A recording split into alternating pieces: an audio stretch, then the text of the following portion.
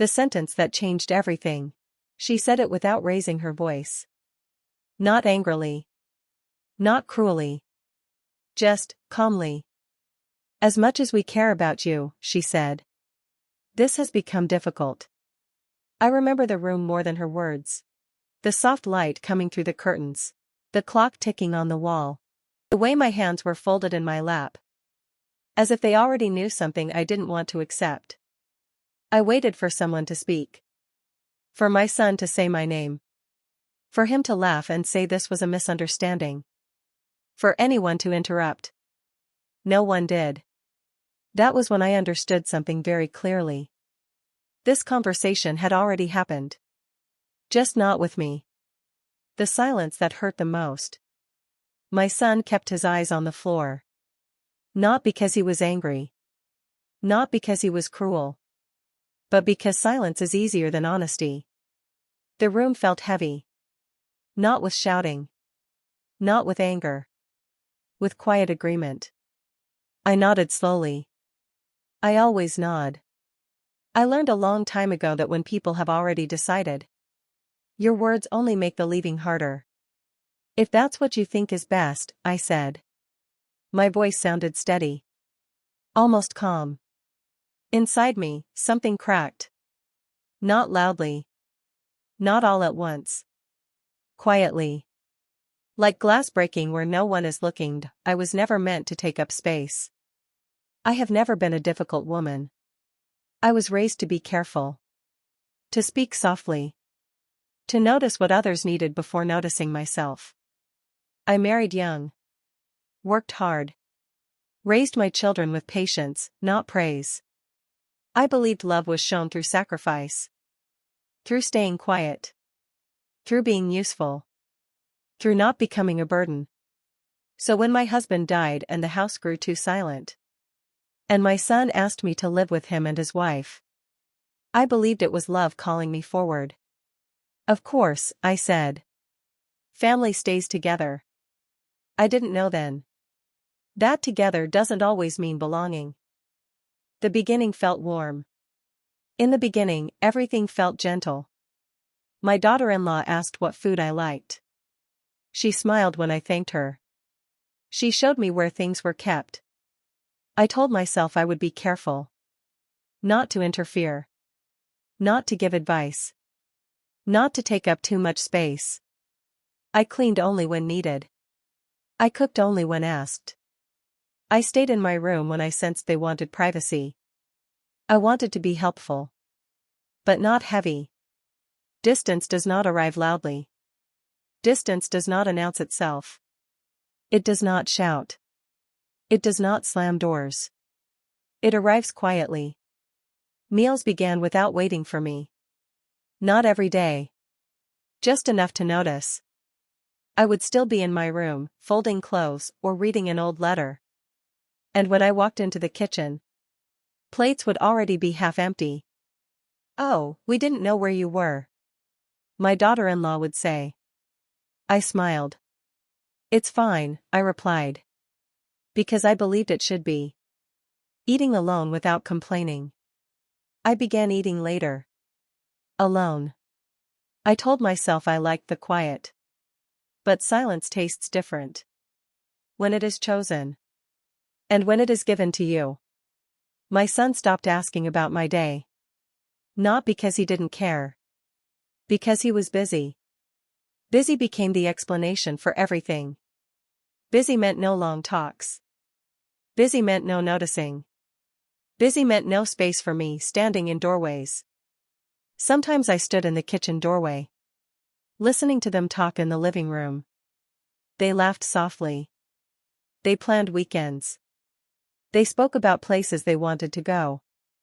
I waited for my name to appear. It rarely did. I told myself I was being unreasonable. They were building their life. I had already lived mine. That thought comforted me. For a while. Then it began to hurt. She's always there. I wasn't meant to hear it. But walls are thin. She's not difficult. My daughter-in-law said on the phone. She's just always there. After that Sunday lunch, something inside me changed. Not suddenly. Not loudly. It was more like a quiet decision my body made. Before my mind caught up, I stopped expecting things. Expectations hurt the most when they are not met. So I lowered mine. I stopped waiting to be called to the table. Stopped listening for footsteps outside my door. Stopped hoping someone would ask if I was okay. Hope, I learned, can be exhausting. When it keeps going unanswered, busy became permanent. My son grew busier. Or maybe he always was. Busy in the mornings. Busy in the evenings. Busy even when he was sitting right beside me. His phone spoke to him more than I did. I would start a sentence, and he would nod without looking up. Yes, Mom. I know. Those words ended conversations before they began. I told myself not to take it personally. But loneliness has a way of becoming personal. When it keeps repeating itself. Politeness is not warmth. My daughter-in-law became polite again. Carefully polite. She asked if I needed anything. But her eyes already said no. She thanked me for small things. But her smile didn't stay long enough to mean comfort. Politeness, I realized, often comes just before decisions are made. And that scared me more than coldness ever did. The house began to change. Things started moving. Not dramatically. Quietly. Drawers rearranged. Shelves reorganized. My belongings shifted into smaller spaces. One morning, I couldn't find my favorite mug. The one with the small crack near the handle. The one my husband used to tease me about. Oh, I threw that away. My daughter-in-law said casually. It was old. I nodded. Everything old seemed easier to let go of. Making lists. I began making lists. Not grocery lists. Not reminder lists. Survival lists. Turn off lights. Close doors quietly. Don't repeat stories. Don't forget things. Stay out of the way. I followed those lists carefully. Still, the distance grew. Hearing what I wasn't meant to hear. There was a quiet argument one night. I wasn't meant to hear it. But walls are thin. We can't keep living like this. My daughter-in-law said. Her voice wasn't angry. It was tired. There was a long pause. Then my son spoke. I know. Those two words felt heavier than any shouting ever could. That night, I didn't sleep. I stared at the ceiling. And counted breaths.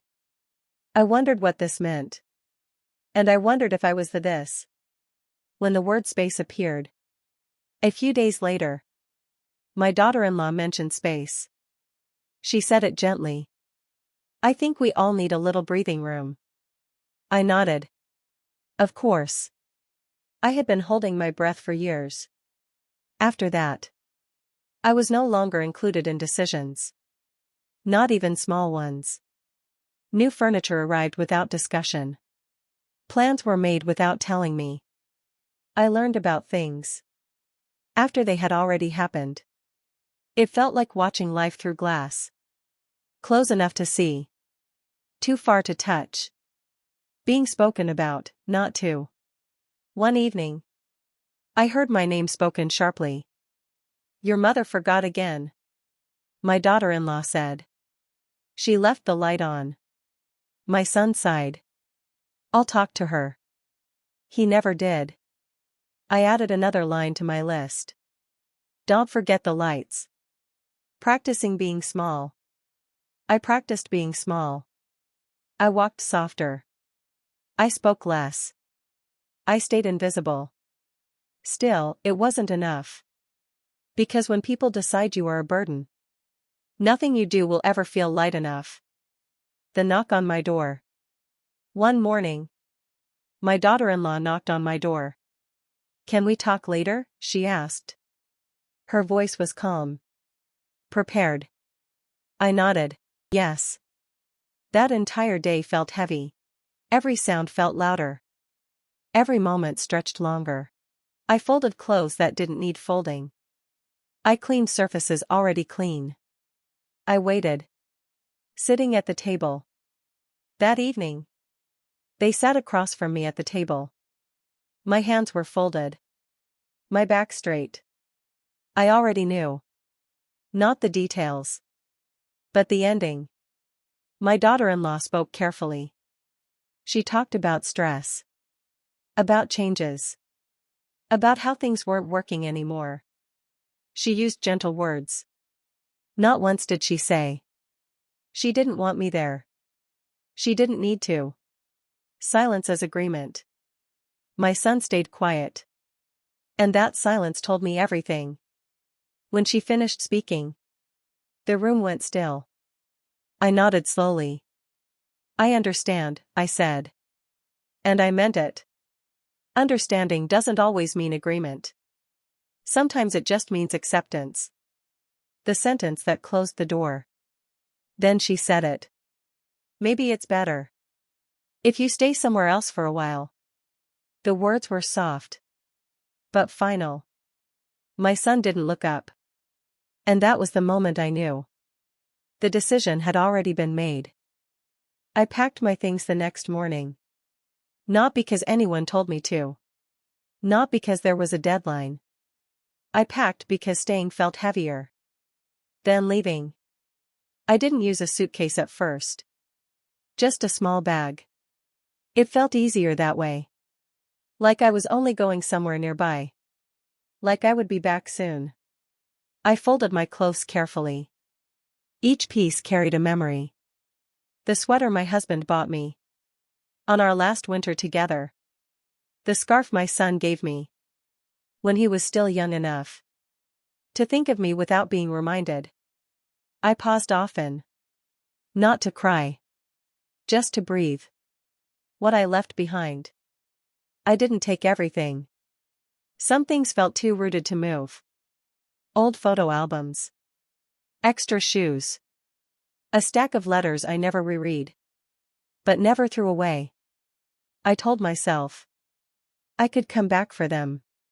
Somehow. I already knew I wouldn't. No one asked where I was going. My daughter-in-law was busy that morning. My son left early for work. No one asked where I would stay. No one asked how long I would be gone. That hurt more than the leaving itself. Because it meant they had already imagined life without me. The doorway moment. I stood at the door for a moment. The house was quiet. Too quiet. I remembered the sound of laughter. From years ago.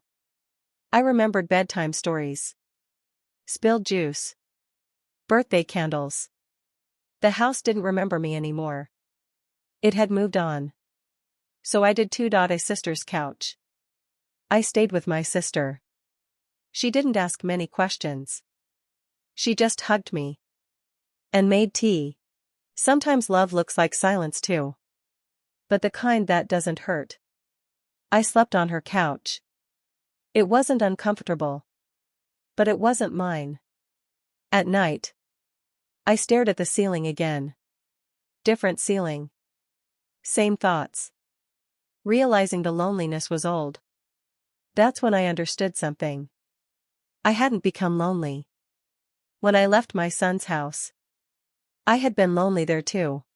I had been lonely there too. I had just been louder in my hope. Now, there was nothing left to hope for. And strangely, that brought peace. Days without my name. Days passed. No calls. No messages. My phone stayed quiet. I stopped checking it. Silence has a way of teaching you. Who notices your absence? Remembering my younger self. One afternoon, I caught my reflection in the mirror. I barely recognized her. Not because of age. But because of how much she had shrunk. I remembered the woman I used to be. Strong. Needed. Certain. I wondered when I had started apologizing. For existing, the first small choice. I made a small decision. I went for a walk alone. No purpose. No direction. Just movement. The air felt different. When I wasn't tiptoeing around someone else's comfort. For the first time in a long while. I didn't feel like a burden. I felt like a person again. An unexpected call. A week later. My phone rang. It was my son. His voice sounded unsure. "Mom, how are you?" I paused. "I'm okay," I said. And this time, I didn't lie. What he didn't say. He didn't apologize. He didn't explain. He asked about my sister. About the weather. Safe topics.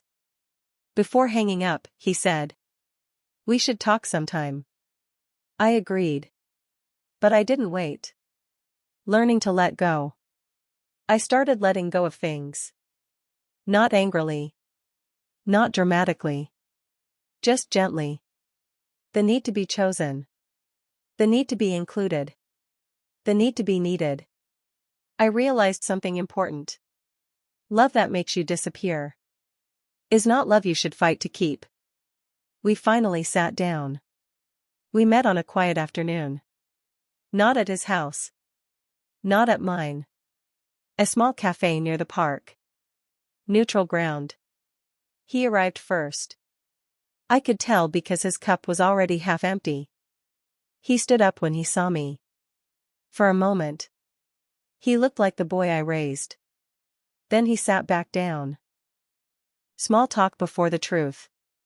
We talked about simple things. Work. Traffic. The weather. Words filled the space. So the real feelings wouldn't have to. I listened more than I spoke. I had learned how to do that very well. When silence became heavy. Finally, he looked at me and said, "Mom. I didn't know how bad it was." I waited. Sometimes silence invites honesty. What he admitted. "She didn't mean it like that," he said quickly. "She was just stressed." I nodded. Not because I agreed. But because I understood how excuses are made. When the truth feels dangerous. Then he added, quietly, "I didn't stop her." That sentence sat between us. Heavy. Unavoidable. The moment I spoke. I took a breath. "I didn't need you to choose sides," I said. "I just needed you to see me."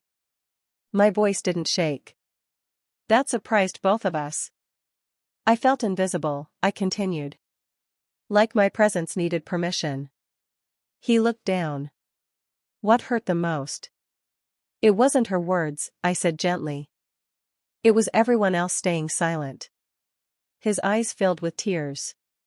Not dramatic ones. The quiet kind. Regret has a sound. "I thought keeping peace meant staying quiet," he said. "I didn't realize I was hurting you." I believed him. But belief doesn't erase memory. Forgiveness is not a return ticket. "I forgive you," I said. He looked relieved. Then I added, "But I won't come back." His face changed. Confusion. Fear. "Why not?" he asked. "Choosing myself." "Because I finally learned something," I said. "I don't have to disappear to belong." I wasn't angry. I was clear. And clarity feels different when you've lived without it for too long. What I asked for. "I want us to have a relationship," I told him. "But one where I am respected." He nodded. Slowly. Like someone learning a new language. Walking away stronger. When we stood up to leave, he hugged me. It felt different this time. Not desperate. Not guilty. Just human. I walked home alone. And for the first time, that felt like freedom. A new kind of peace. That night, I slept deeply. No ceiling thoughts. No rehearsed conversations. Just rest. The kind you earn. When you stop begging for space.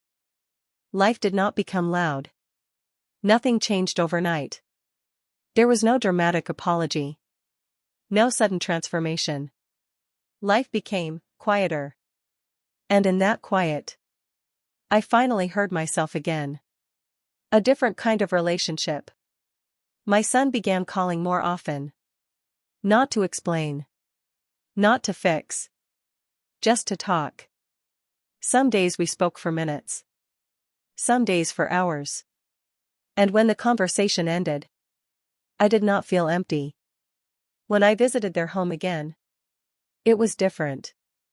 I did not rush to be useful. I sat when I was tired. I spoke when I had something to say. And when I left, no one asked why. That mattered more than they knew. She never apologized. My daughter-in-law never said the words. But she changed. She listened. She stopped speaking over me. She stopped making decisions for me. Sometimes growth sounds like silence too. I stopped explaining my worth. I no longer explained myself. Not why I needed space. Not why I left early. I trusted that the people who cared would understand. And the ones who didn't need to. The house lost its power. The house that once made me feel small became just a house again. Walls. Furniture. Memories. It no longer defined my place. I did. Loneliness changed shape. Some evenings were still quiet. Lonely, even. But loneliness without rejection feels different. It feels honest. And honesty is easier to live with than pretending. What I learned too late, and just in time. I learned that being needed is not the same as being loved. That silence can wound just as deeply as words. That boundaries are not punishments. They are protection. If you feel invisible, if you are listening to this and feel invisible in your own family, please hear this. You do not have to shrink to deserve love. You do not have to disappear to keep peace. And you are not a burden for wanting to be seen. My life now. These days, my mornings are slow. Tea by the window. Sunlight on the floor. Sometimes my son visits. Sometimes he doesn't. And that's okay. Because I no longer measure my worth by who needs me. The truth I carry forward. She said I was a burden. Others stayed silent. But I survived that silence. And in surviving it, I found my voice. The ending. The day my family decided I was no longer needed was the day I finally learned how to need myself. And that changed everything. The morning after that visit, I woke up before sunrise. Not because I was restless. Not because I was worried. But because my body had learned a new rhythm. For the first time in a long while, I did not wake up with that familiar tightness in my chest, the one that used to whisper, "Be careful today. Don't say too much. Don't need too much." I sat up slowly and listened. The apartment was quiet, but it wasn't the kind of quiet that hurts. It was the kind that waits patiently. I made tea the way I always did. Same cup. Same window. Same chair. But something inside me had shifted. I thought about my son sitting across from me the night before. The way his shoulders had slumped when he finally admitted he hadn't seen me. Not truly. Not for years. I didn't feel victory. I didn't feel resentment. I felt clarity. There is a difference between being forgiven and being understood. And that night, for the first time, I felt understood. Over the next few weeks, life continued quietly. No dramatic changes. No sudden family gatherings. No grand apologies. Just small, honest moments. A text message asking how my morning was. A phone call that didn't end quickly. An invitation that didn't sound like obligation. I accepted some. I declined others. And each time I chose, I felt stronger. Not because I was finally being included, but because I was no longer afraid of being left out. One afternoon, I visited my old house alone. My son wasn't there. Neither was my daughter-in-law. The door opened with the same soft creak I remembered. The walls looked smaller than they once had. Or maybe I had just grown. I walked through each room slowly. The kitchen where I once cooked quietly, hoping my presence would be useful enough to justify itself. The living room where conversations happened around me, not with me. The hallway where I had carried my bags the day I left, smiling so no one would feel uncomfortable.